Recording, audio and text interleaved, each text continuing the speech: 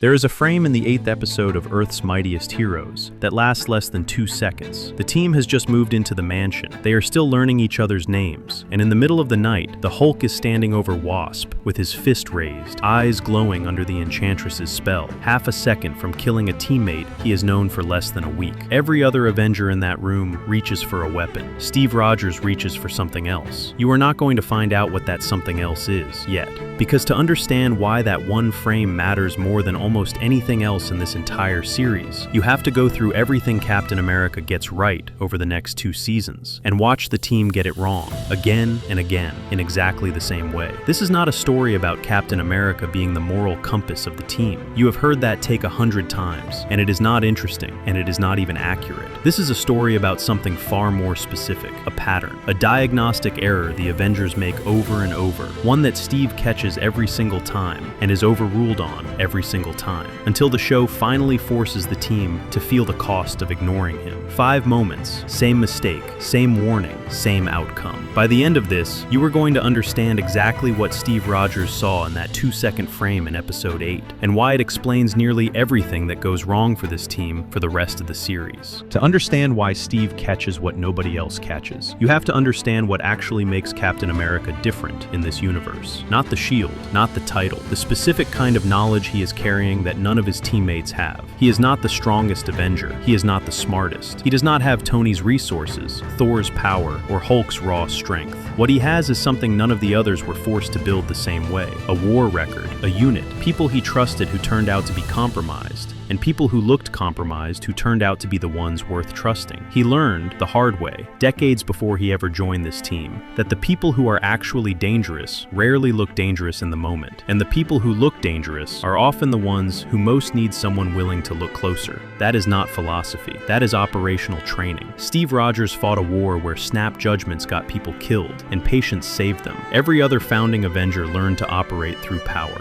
Tony through engineering, Thor through birthright, Hulk through force he could barely control, when he could control it at all. Steve learned to operate through judgment, because judgment was the only tool that worked when the people around him were not always who they claimed to be. That is exactly the lens he carries into a team that, from the very first night in that mansion, struggles to extend that same scrutiny inward. So go back to that frame, Hulk's fist raised over Wasp. The rest of the team's instinct is immediate and understandable. Stop the threat. Hulk is the threat. Contain him. Sedate him. Hit him hard enough that the danger ends. Steve is the one who stops and asks why this is happening at all. Not because he doubts Hulk is dangerous in that moment, but because he understands something the rest of the team has not yet learned to ask. A person acting completely out of character is not always the threat. Sometimes they are the symptom of one. It takes the team most of the episode to even consider that Hulk might be a victim here, rather than a perpetrator. Steve is asking that question from the opening minutes. By the time the Enchantress's involvement is confirmed and the spell is broken, the team treats it as a crisis successfully managed. Steve treats it as something else entirely, a demonstration of how easily this team defaults to managing the person in front of them, instead of understanding what is actually happening to them. That is warning number 1. Nobody on the team builds anything from it. No protocol. No internal process for the next time one of their own starts acting like the enemy. The lesson evaporates the moment the immediate danger passes. The second moment is bigger, because this time it is not a spell. It is a betrayal the team should have been able to see and could not, precisely because nobody had built the kind of scrutiny Steve had been quietly practicing since the mansion. During the Skrull arc, an imposter wearing Captain America's face spends an extended stretch of time inside the team, making calls, shaping how the others relate to each other, standing in the exact position that was supposed to be the team's anchor for fairness and patient judgment, while the real Steve Rogers is a prisoner on a Skrull ship with no way to warn anyone. One of the most damaging things that fake Captain America does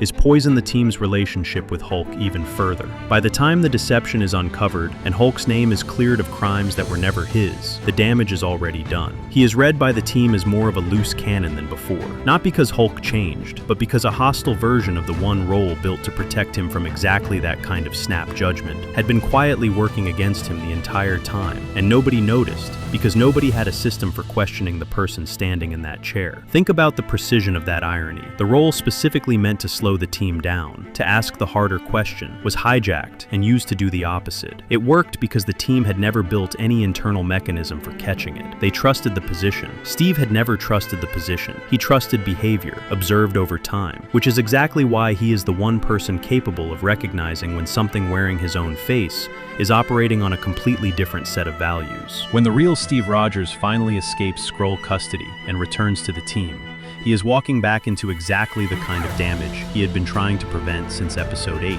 Not whether Hulk is dangerous, whether the team has the discipline to evaluate anyone fairly, without being steered by whoever happens to be standing in the leadership position at the time. The third moment has nothing to do with a teammate at all. It is about what the Avengers are willing to build when nobody is watching closely enough to object. Prison 42, a detention facility constructed inside the negative zone, a dimension chosen specifically because it sits outside normal jurisdiction, outside normal oversight, outside anyone's ability to ask hard questions about how it is run. The team treats this as a practical answer to a practical problem. Where do you put villains too dangerous to hold anywhere else? Steve's objection is not tactical. It is the exact same instinct from the mansion, scaled up to an institutional level. A system built specifically to avoid scrutiny is a system that will eventually be misused, whether by an enemy who finds the gap or by the very people who built it once the convenience starts outweighing the principle. He is proven right almost immediately. When Annihilus invades the prison, the very same lack of oversight that made 42 simple to build becomes the exact reason it is catastrophic to defend. Nobody outside that dimension can reach it in time. Nobody had built in the redundancy that real accountability requires, because real accountability is slower, and 42 was built for speed.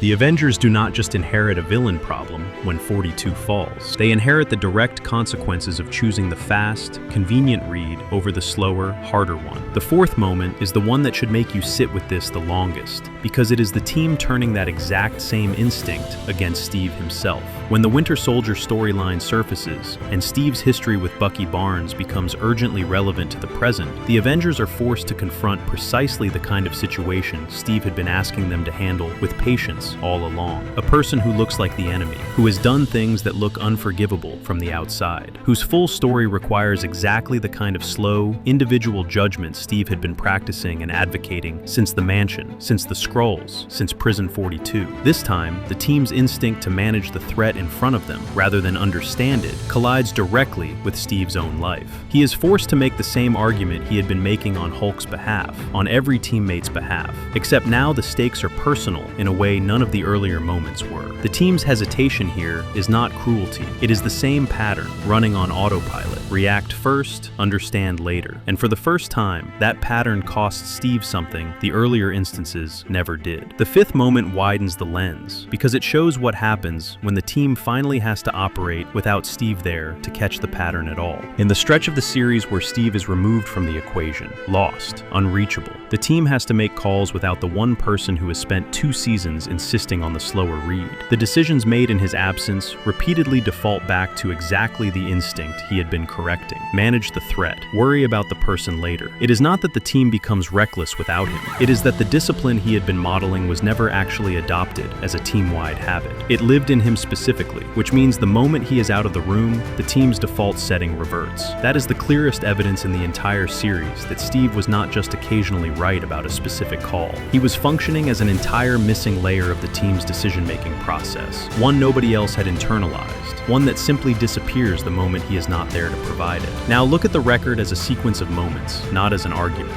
Episode 8. Hulk is manipulated. The team defaults to containment. Steve insists on understanding the cause. The lesson does not survive the episode. The Skrull arc, an imposter standing in Steve's exact position, quietly damages the team's trust in Hulk from the inside, because the team has no mechanism for scrutinizing its own leadership the way Steve had been arguing they should scrutinize every external threat. Prison 42. The team builds a facility specifically designed to avoid oversight. Steve objects on principle. The prison becomes a crisis precisely because of the gap he identified. The Winter Soldier arc. The team's instinct to judge by appearance rather than understanding collides with Steve's own history, and for the first time, the cost lands on him directly. The stretch where Steve is gone. The team reverts to the exact instinct he had spent 2 seasons correcting. proving the discipline was never theirs. It was only ever his. Same pattern, 5 times. The team reaches for the fastest read. Steve insists on the slower, harder one that actually holds up. Every time the team skips that step, the gap it creates becomes the next crisis. Now go back to that 2-second frame. Hulk's fist raised over Wasp. The rest of the team already moving to contain him. Steve is not reaching for a weapon. He is reaching for the question nobody else thinks to ask in that half second. What actually happened to this person? And what does the team owe them before it decides what they are? It looks like a minor beat in an early episode about a magically manipulated Hulk. It is the blueprint for the entire series, set in the first night this team ever spent under one roof. Captain America was right about the Avengers. Right that the team needed a slower, more deliberate process for trusting each other, not just trusting whoever looked the part in the moment. Right that Prison 42 was a structural risk dressed up as a practical solution. Right that an imposter in a position of trust could do more damage than an enemy outside the walls. Right that the instinct to judge quickly was the team's most dangerous habit, more dangerous than any single villain they ever faced. Right that the discipline he was practicing had never actually been adopted by the team, only borrowed from him in the moments he happened to be standing in the room. He was right every time, in every season, in every argument the show actually lets him have. And the team kept defaulting to the faster, easier read anyway, right up until it cost them, right up until it cost him. That is not Steve Rogers being old-fashioned. That is the only thing that was ever actually holding this team together long enough to survive itself.